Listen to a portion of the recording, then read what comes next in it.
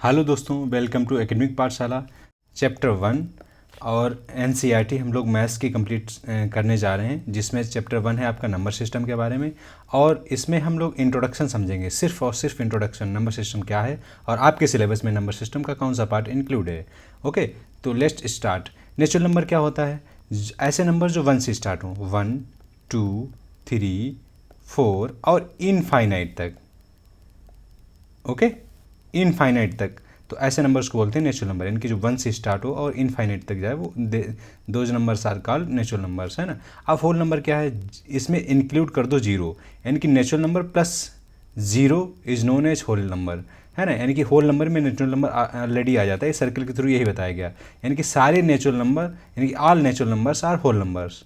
Okay, ठीक है, but all whole numbers is not natural number, because natural number में zero include नहीं होता है। ऐसे क्वेश्चंस आप आगे देखेंगे एक्सरसाइज में। ओके, तो आप ये, इसलिए मैंने इस तरीके से रिप्रेजेंट किया है ताकि आपको समझने में थोड़ा सा ईजी हो जाए। ओके, तो नेचुरल नंबर में अगर हम जीरो ऐड कर देते हैं, यानी कि ऐसे जीरो ऐड कर दें इसके आगे, तो क्या हो गया? ये आपका होल नंबर हो गया। अब इसी में, यानी कि होल नंबर्स में अगर हम लोग निगेटिव नंबर जैसे कि -1 -2 इस तरीके से ऐड कर दें, तो वो क्या हो जाएगा? इंटीजर्स। ठीक वैसे ही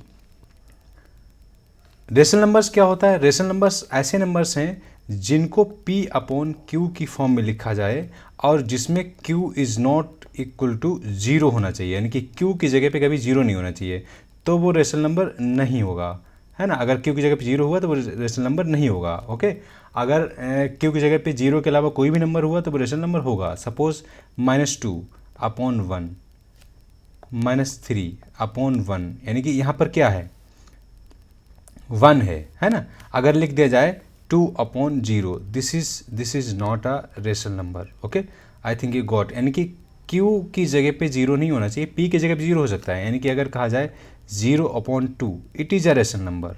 okay, 0/5 it is a rational number, but 5/0 is not a rational number. Okay, I think आप समझ गए कि इस डिफरेंस का क्या मतलब है। ओके, यानी कि any number which can be represent as P/Q but Q is not equal to 0 is known as rational number. Okay, ठीक है। नेक्स्ट आपका टॉपिक है इंट्रोडक्शन में, यानी कि इस चैप्टर में आपकी बात होगी इक्विवेलेंट नंबर्स की।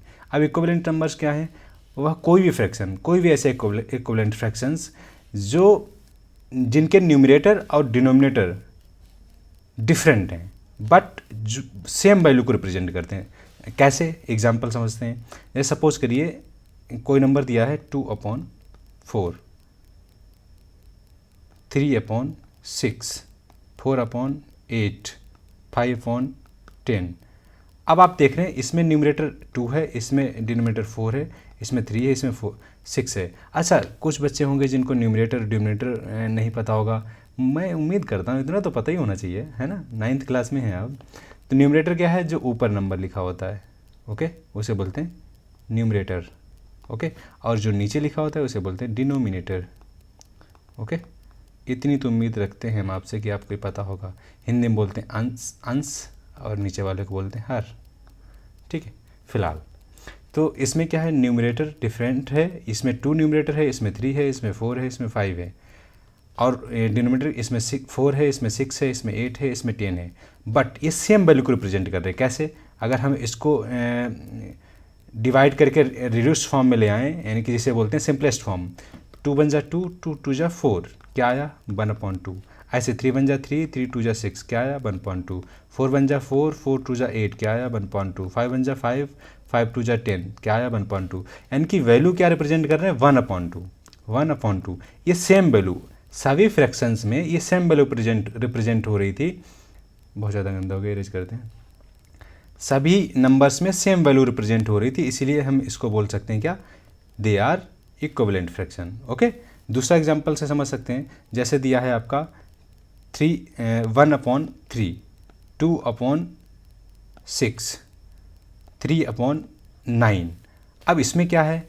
ये 1/3 आर को प्राइम, यानी कि जो न्यूमरेटर और डिनोमिनेटर क्या है? को प्राइम है। को प्राइम ऐसे नंबर होते हैं जिनमें कोई भी कॉमन फैक्टर ना हो सिवाय 1 के। ओके, जैसे 1 और 3 में कोई भी कॉमन फैक्टर नहीं है, इसमें 1 तो कॉमन है, मतलब किन्हीं भी दो नंबर्स के बीच में 1 तो कॉमन ऑलवेज होता है ना। बट यहाँ पर और कोई नंबर कॉमन नहीं है तो इसे हम बोलेंगे को प्राइम। तो यहाँ पर आप समझ गए को प्राइम क्या है। ओके ठीक है, को प्राइम 8 और 9 भी हैं। आप कहेंगे कैसे सर, ये तो 8 तो इवन नंबर है। तो यहाँ इवन नंबर से मतलब नहीं है, इवन या ओड नंबर से मतलब नहीं है। जैसे आप प्राइम नंबर पढ़ते हैं कि उसके कोई फैक्टर्स ना हो, यहाँ दो नंबर्स में कंपेरिजन किया जाता है कि इनमें कोई कॉमन फैक्टर तो नहीं है, इनमें दोनों में कोई आपस में कॉमन फैक्टर नहीं है। अगर हम 2 के कॉमन फैक्टर करें तो 2 2 एंड 2, 2 2 जा 4 2 जा 8, 3 के करें 3 एंड 3, तो इसमें 2 है, इसमें 3 कोई कॉमन फैक्टर है नहीं। तो इसका मतलब 8 एंड 9 आर को प्राइम, 1 एंड 3 आर को प्राइम। अब वैसे यहाँ पे देखिए 2 1 जा 2, 2 3 जा 6, 3 1 जा 3, 3 3 जा 9। यहाँ पर कौन सी वैल्यू को रिप्रेजेंट कर रहे थे? 1/3, 1/3। तो वैल्यू सेम रिप्रेजेंट करें, डिनोमिनेटर एंड न्यूमरेटर डिफरेंट हो सकते हैं, ऐसे नंबर्स को हम बोलते हैं इक्विवेलेंट नंबर। आई थिंक आप समझ गए कि इक्विवेलेंट नंबर्स क्या हैं। अब नेक्स्ट टॉपिक है आपका rational numbers between two rational numbers. Okay, कोई दो नंबर्स दिए होंगे, कहा जाएगा कि इसके बीच के 5 रेशनल नंबर पता करिए, इक्विवेलेंट नहीं एक्चुअली, 5 रेशनल नंबर पता करिए इसके बीच में, या 4 या 6, कितने भी कहा जा सकता है। और यहाँ पर किन्हीं भी 2 रेशनल नंबर्स के बीच में infinite number of rational numbers होते हैं, ये बात ध्यान रखनी है आपको, ठीक है। जैसे अगर अब इसमें 2 मेथड्स हैं, नंबर 1 एंड नंबर 2, मतलब कैसे फाइंड करना है, इसके 2 मेथड्स हैं। हम एक एक करके बात करते हैं। मेथड नंबर 1 क्या करता है कि सपोज करिए कि R और S ये 2 रेशनल नंबर हैं। तो अगर R S 2 रेशनल नंबर हैं तो हम इनको पहले मेथड से कैसे फाइंड करेंगे? दोनों नंबर्स को प्लस कर लेंगे और अपॉन कर देंगे 2 से। ये आपका फॉर्मूला है। अब सपोज करिए कि 1 एंड 2 के बीच में कुछ रेशनल नंबर्स पता करने, सपोज 5 रेशनल नंबर पता करने या 3 रेशनल नंबर पता करने, तो क्या करना है? 1 + 2/3, सॉरी 1 + 2/2, गलत हो गया भाई, 3 कैसे हो जाएगा? रूल्स के अकॉर्डिंग है ना। R + S यानी R और S क्या है? ये कोई भी रेशनल नंबर है, हमने मान के ले लिया कि R S कोई रेशनल नंबर है, उनको प्लस करके /2 कर दो। वैसे यहाँ पर दिए हैं 1 एंड 2 आर रेशनल नंबर, और इनको अपॉन करके 2 कर दो, ऐड करके 2 कर दो, क्या हो जाएगा? 2 + 1 3/2। तो ये 3/2 एक रेशनल नंबर है जो बिटवीन दी 1 एंड 2 है। अब आप कहेंगे सर यहाँ पर तो अभी आपने बोला था कि रेशनल नंबर हमेशा P/Q की फॉर्म में लिखे होते हैं, और यहाँ पर आपने लिख दिया 1 एंड 2।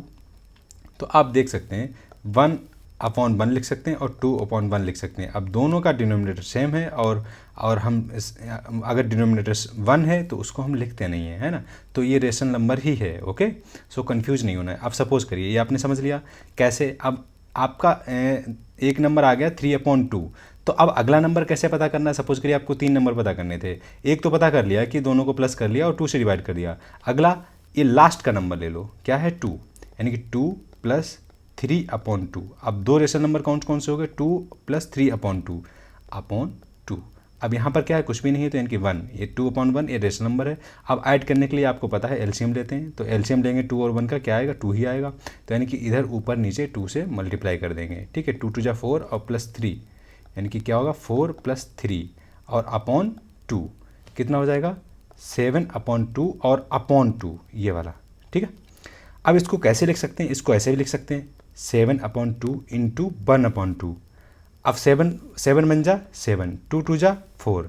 अब दूसरा नंबर क्या निकल आया? 1 एंड 2 के बीच में दूसरा रेशनल नंबर क्या निकला? 7/4। पहला क्या निकला था? 3/2। अगर एक और पता करना हो तो कैसे करेंगे? वही लास्ट का नंबर लेंगे 2 और प्लस 7/4, यहाँ पर 1 ले लो, और फिर /2, यानी कि 2 ये रेशनल नंबर है और /2 आपको पता है। जैसे सपोज करिए R है और ये S है, तो फिर उसकी /2। ओके, तो अब वही यहाँ पर क्या लेंगे? एलसीएम लेंगे। 4 और 1 का क्या आएगा? 4 ही आएगा, यानी कि 4 2 जा 8, क्या आना चाहिए? 8 + 7/4। क्यों 8 हो गया? ये यहाँ पर 4 ऊपर नीचे मल्टीप्लाई कर देंगे, ठीक है। ओके, यहाँ पर कुछ मल्टीप्लाई करना नहीं, क्योंकि 1 और 4 का एलसीएम 4 ही होता है। ओके, तो 8 7 कितना हो गया? 15/4। तो तीसरा नंबर आपको क्या मिला? अभी नहीं मिला, अभी एक 2 बचा है ना। तो 15/4 × 1/2, इस जो /2 है इसको ऐसे लिख सकते हैं जैसा कि मैंने यहाँ पे बताया। ओके, अब क्या है? 15 बन जा 15 और 4 2 जा 8, तो अगला नंबर क्या हो गया? 15/8। ओके, तो ये एक मेथड था, यानी कि मेथड नंबर 1 था कि कैसे उसको फाइंड करते हैं।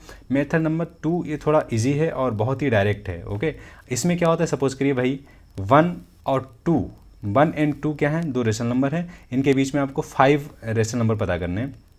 तो क्या करना है आपको, 5 पता करने हैं, तो आप क्या करो 5 + 1 करो, कितना हुआ 6। अब 6 को 1 से मल्टीप्लाई कर दो, यानी कि अगर इनको रेशनल नंबर की फॉर्म में लिखें तो क्या हो जाएगा 1/1 और 2/1। ओके, तो क्या करो 6 से मल्टीप्लाई कर दो, जितने नंबर पता करने उसमें 1 ऐड करके और ऊपर नीचे मल्टीप्लाई करना है, ठीक है। 6 × 6, तो यहाँ क्या हो जाएगा 6/6 और यहाँ क्या हो जाएगा 12/6। अब देखो यहाँ से लेकर यहाँ तक आपको कितने लिखने, 5। 6 के बाद क्या आता है 7/6, फिर 8/6, फिर 9/6, फिर 10/6 और आफ्टर दैट 11/6। अब आप देखेंगे 5 नंबर्स हो चुके होंगे, 1 2 3 4 5। ओके, तो अगर आपको 5 नंबर्स पता करने हैं between the two rational number, तो आपको क्या करना है 5 + 1 यानी कि 6, या 4 करने हैं तो 4 + 1 5 से करना है, अगर 6 करने हैं तो 6 + 1।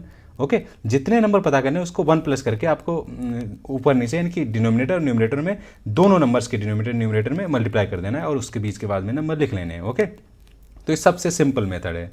तो आपने दो मेथड समझे, रेशनल नंबर्स जो बिटवीन टू रेशनल नंबर्स होते हैं उन्हें कैसे फाइंड करना है, method number 1 and method number 2। तो मेथड नंबर 1 में भी कंफ्यूज नहीं होना है आपको, इसको हम दूसरे तरीके से भी लिख सकते हैं। मेथड नंबर 1 को सपोज करिए दो ये रेशनल नंबर है R + S, ओके, या फिर हम कोई नंबर ले ही लेते हैं जैसे 1/2 और 1/3, ये दो रेशनल नंबर हैं। अब इनके बीच में कुछ नंबर पता करना है, तो क्या फार्मूला था, R + S और /2, तो 1/2 + 1/3/2, इसको ऐसे भी लिख सकते हैं क्या, 1/2 + 1/3 ब्रैकेट में इंटू 1/2। ओके, क्यों, क्योंकि जब ऐसे कोई अपॉन में नंबर होता है तो ये मान लिया जाता है इसके साथ में कोई ऊपर नंबर है, वो क्या है 1 है। ओके, तो इसको अगर प्लस कर लेंगे तो ऊपर इनका एलसीएम लेंगे, 2 और 3 का क्या हो जाएगा 6 हो जाएगा, यानी कि यहाँ पर 3 से मल्टीप्लाई करो ऊपर नीचे और यहाँ पर 2 से। ऊपर नीचे का मतलब यहाँ पर डिनोमिनेटर और न्यूमरेटर में है, ठीक है, तो कन्फ्यूज नहीं होना है आपको। ओके, यहाँ पर क्या हो जाएगा आपका 3 + 2/6, 3 + 2 यानी कि 5/6 इंटू 1/2, 5 × 5 और 6 × 2 = 12। तो 1/2 एंड 1/3 के बीच में एक नंबर क्या मिल गया आपको 5/12। ये पहला मैंने फिर से इसलिए पहला मेथड एक्सप्लेन कर दिया, हो सकता है कुछ बच्चे कंफ्यूज हो रहे हों, तो इसलिए मैंने उसको बहुत ही ज़्यादा डिटेल से एक्सप्लेन किया है। आई होप आप ये इंट्रोडक्शन आपको पसंद आया होगा। अब अगले लेक्चर में हम लोग इसकी एक्सरसाइज सॉल्व करेंगे। तो आपको अगर कोई डाउट होता है या कोई सजेशन है तो आप कमेंट सेक्शन में बताएंगे और मैं उसको फर्दर अगले लेक्चर में इंक्लूड करना चाहूँगा, है ना। And if you like this lecture please like, share and subscribe and stay tuned. Okay, thank you so much.